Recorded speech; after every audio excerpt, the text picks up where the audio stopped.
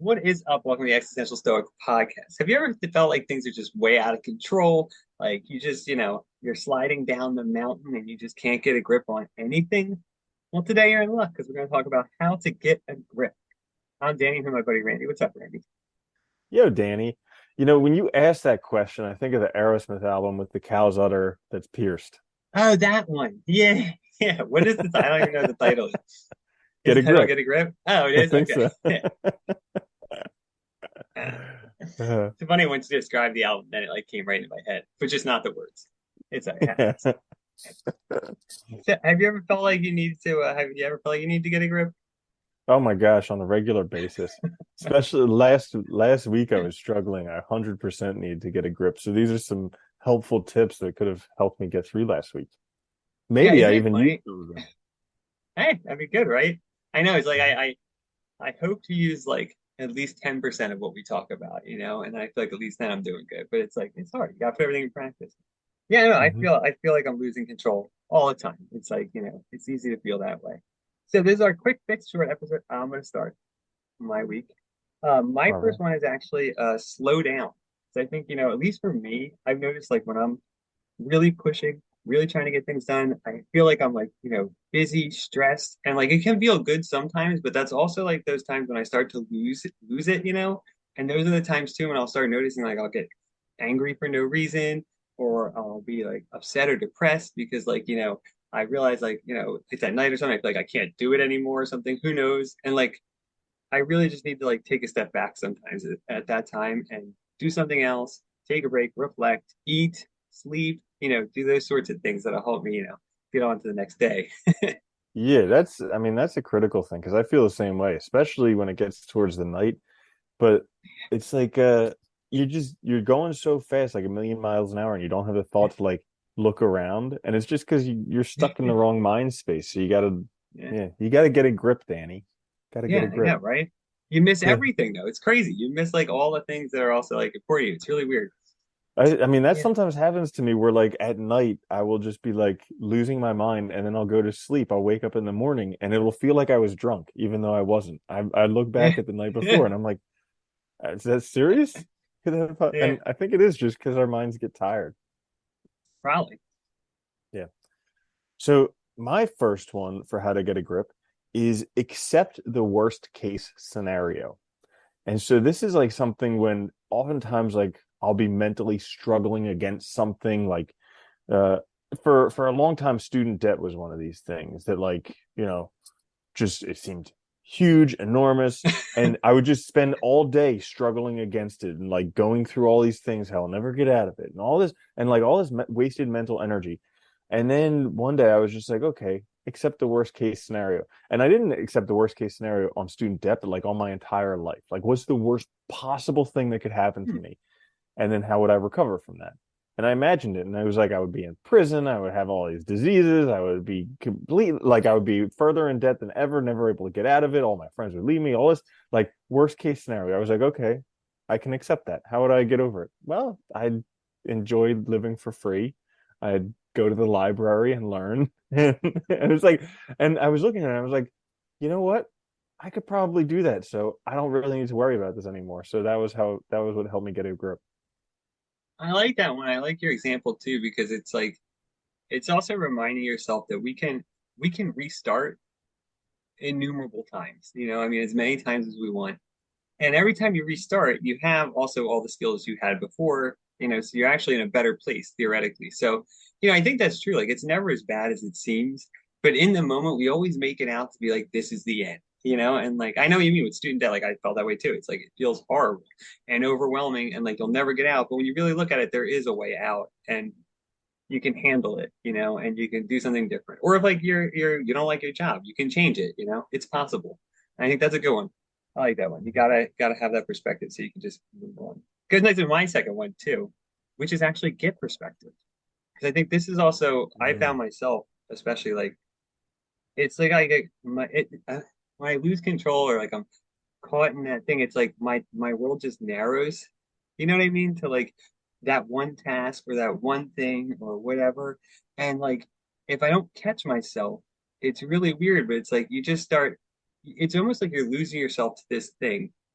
rather than being you. Like everything you value, all of that. And you have to like step out of yourself almost for a minute and look at the situation kind of objectively and realize like that this is not either working or it's not for you or you're doing something wrong. And to kind of get a better grip of like what's actually going on. Yeah. Get perspective is huge because it's so easy to get very narrow focused, like especially when things aren't going your way. Oh And yeah. like one of my journaling practices in the morning, I have a few words that I just kind of meditate on, and one of them is perspective because I just say like, out of all the places I could be in the world, like thank you for putting me here. And I look back at all my past places where I've been and like how hard I've worked to actually get to where I am right now. And but in the moment, forgetting that perspective is easy. Oh, that's another good way to look at it too, like the perspective of how much you put in to be where you are. That's a really good one too. I like that. Yeah. Hmm. Helpful tip. Yeah. So my second one is take one day at a time. And I am so guilty of not doing this because I'm trying to Yeah, I solve all suck of my at it. life problems today. Yeah. Yeah. But but it's like, you wake up, be super grateful that you have another chance to live another day, and then just focus on what you have to do that day. Like, sure, plan for some stuff for the long term. Put away a little bit of money every once in a while so you'll be set when you get older. But for the most part, just focus on living today. All you have to do is that 12 or 18 hours, however long it is, until you go back to sleep. And that's it. But a lot of the stress and a lot of the time when I lose my grip comes from me trying to solve the whole entire thing today. Yeah, I would venture to say that that's like 90% of the times when I lose it because it is funny though. You can take one day at a time and then you're working towards those goals that you want to hit. But like I know what you mean. It's so funny. It's like more often than not, it's like you wake up and you're thinking about 30 years from now or the decade later or when this happens or that next goal. And it's like you're not present. And it's just it doesn't make sense to think that way because you just don't know. The only thing you can focus on is what you're doing now. And you can keep Hmm. working towards those goals and build those things and keep making that progress. And I think it's like because we want to imagine, I don't know, it's fun to imagine ourselves there maybe, and it's helpful sometimes, but yeah, it's really easy to lose control when you think that way because you're just not present. I like that one. That's a super important one. Hmm. My last one is actually I think probably the most important for me at least on this is value yourself. Because I think, we lose control. We get caught up in our own sense of like importance, and it's easy to sort of like, essentially lose what's also important to us that makes us us, like what matters to us, our relationships, the things that we care about, our hobbies, all of that can go to the wayside for the goals we're pursuing. And I think when that happens, we're really not valuing ourselves. We're not thinking of ourselves as a whole person. We're not thinking of like our needs in a broader sort of as a as an individual, not just as a person that works here or does this type of job or whatever. Yeah, I mean, that's a super important one because I've read all these things about how I don't know about the rest of the world, but at least Americans don't love themselves in general. No, And yeah, no. it's very rare for Americans to do that. And like the Dalai Lama, when he first heard that, he started crying because he couldn't believe it. It was almost unfair. Actually, he had to have his translator translate it to him a few times because he couldn't understand it, how people wouldn't love themselves. And so like Yeah, valuing yourself because it's it's almost comical when you look at it. We value celebrities like the Kardashians or Elon Musk. We value these possessions like cars or watches, or we value, someone who's famous on Instagram or TikTok. And it's yeah, like, why? Like that's just something else, You're with you all the time. That's just some transient thing. So why wouldn't you value yourself? But it is a super hard thing, and it's something that I've struggled with my whole entire life, uh, to just like develop. But it is something yeah. that can be developed. It can, and I think it's hard too. Is like we know ourselves really well. We have an intimate sort of relationship with ourselves, so we know all of our past and stuff. So part of being able to value ourselves is also being compassionate and forgiving ourselves too, and recognize seeing our positive sides and not just our negative sides, things like that. But it takes work. It does, like everything else. It takes time. Yeah, that forgiving yourself is a good one because I messed up the other day when I missed an appointment that we had, and I was beating myself up for it. But Which is then I funny because remember, yeah, we were like, whatever. It's yeah, fine.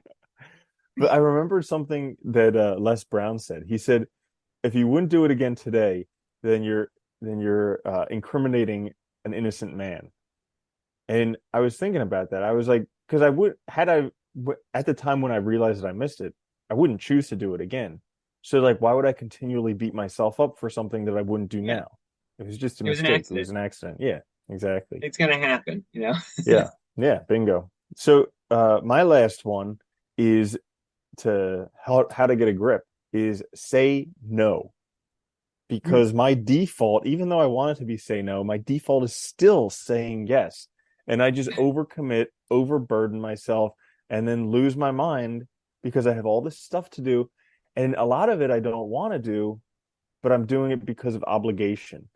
And then I oftentimes realize that because you taught me this a long time ago. You asked me this when I was like years and years ago when I was very stressed about something. I was like, if you weren't obligated to do it, would you do it? And I was like, no. And you're like, then don't do it. And it was like it was revolutionary for me. Like I'd never considered that before. And but it does make a huge difference because doing things that you don't want to do, yes, sometimes you have to do that. yeah, But if you're continually just doing stuff you don't want to do, then maybe there's an issue. Like maybe you're saying yes to stuff you shouldn't be saying yes to. Maybe you're in the wrong situation and you need to figure that out. But there's yeah. something going on if you're continually doing stuff you don't want to do. Yeah, no, I think that's a great one. It's funny because, it's like it's those burdens you carry from the world, from other people that aren't your own. And so many people have this view of these obligations as like really binding. And it's like, well, they are only if you let them. It's really up to you. And I think you're so right. Saying no is so important because we all do it though. I mean, it's scary sometimes too because you don't know. It's like somebody asks you something or offers you an opportunity. You're like, well, you don't want to miss out on it. Like, it's something new. It's another opportunity, another chance. Even if you're already busy, you want it. There's that temptation and want to take it, but you have to kind of give yourself time to assess whether or not it is right for you, so you can make the correct decision. And it's not always easy, but I think saying no is so important. It's a good one. Yeah. All right. Yeah. So now hopefully everybody can get a grip. Those are some tips in this short episode. Catch us out later this week for another full length episode. Watch us on YouTube, listen wherever you get your podcasts. Like, share, subscribe. It helps us out a lot. And we will see you again next week. Until then, though, later, Randy. Later, Danny.